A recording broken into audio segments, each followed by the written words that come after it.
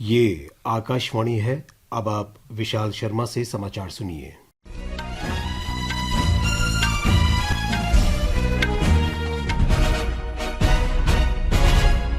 वित्त मंत्री निर्मला सीतारामन ने आज लोकसभा में वर्ष 2024-25 का आम बजट पेश किया।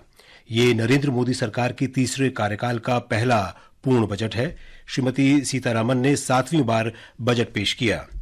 वित्त मंत्री ने व्यक्तिगत आयकर दरों के संबंध में नई कर व्यवस्था का विकल्प चुनने वालों के लिए 2 घोषणाएं की। वेतनभोगी कर्मचारियों के लिए स्टैंडर्ड डिडक्शन यानी मानक कटौती को 50,000 रुपए से बढ़ाकर 75,000 रुपए करने का प्रस्ताव किया गया है। पेंशन भोगियों के लिए पारिवारिक पेंशन पर कटौती को 15,000 रुपए से बढ़ाकर 25,000 रुपए करने का प्रस्ताव है। इससे नई कर व्यवस्था में लगभग 4 करोड़ वेतन भोगियों और पेंशन भोगियों को लाभ होगा। नई कर व्यवस्था में कर दर संरचना में भी संशोधन किया गया है। 3 लाख रुपए तक की आय पर कोई कर नहीं लगेगा। 3 से 7 लाख रुपए तक की आय पर 5%, 7 से 10 लाख रुपए तक 10%, 10 से 12 लाख रुपए तक 15% और 12 से 15 लाख रुपए तक 20% और 15 लाख रुपए से अधिक आय पर 30% तक कर लगाए जाने का प्रस्ताव है।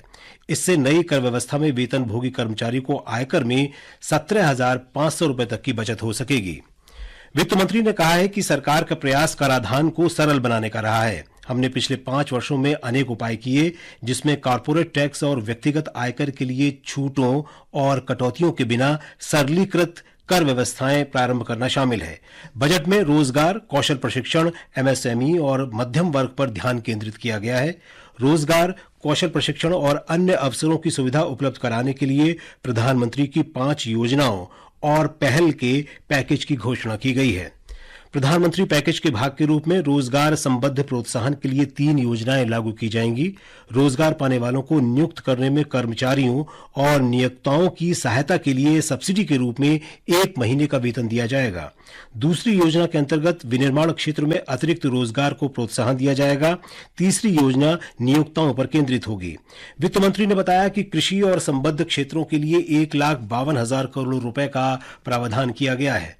बिहार, झारखंड, पश्चिम बंगाल, ओडिशा और आंध्र प्रदेश को शामिल करते हुए देश के पूर्वी क्षेत्र के चहुमुखी विकास के लिए पूर्वोदय नामक योजना तैयार की जाएगी। अमृतसर कोलकाता औद्योगिक गलियारे के संबंध में गया में औद्योगिक क्षेत्र के विकास में सहायता प्रदान की जाएगी। इससे पूर्वोत्तर क्षेत्र को बढ़ावा मिलेगा।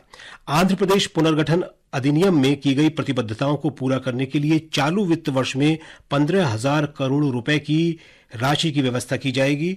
सरकार आंध्र प्रदेश और वहां के किसानों की जीवन रेखा पोलावरम सिंचाई परियोजनाओं को जल्द पूरा करने के लिए प्रतिबद्ध है।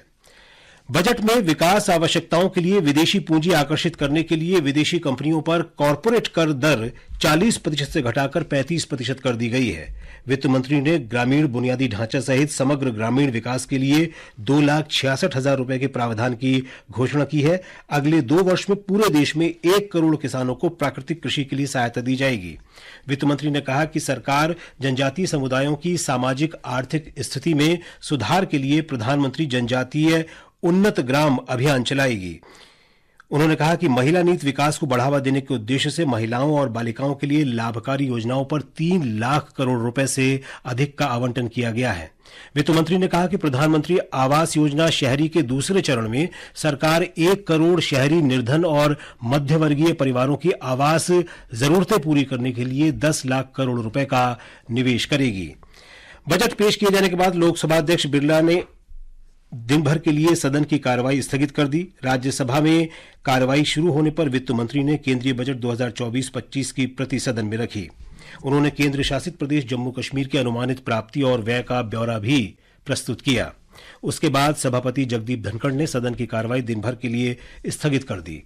प्रधानमंत्री नरेंद्र मोदी ने कहा है कि केंद्रीय बजट 2024-25 से समाज के हर वर्ग को मदद मिलेगी और उनका सशक्तिकरण होगा। उन्होंने जोर दिया कि इस बजट से गांव, कमजोर वर्ग और किसान समृद्धि की ओर अग्रसर होंगे।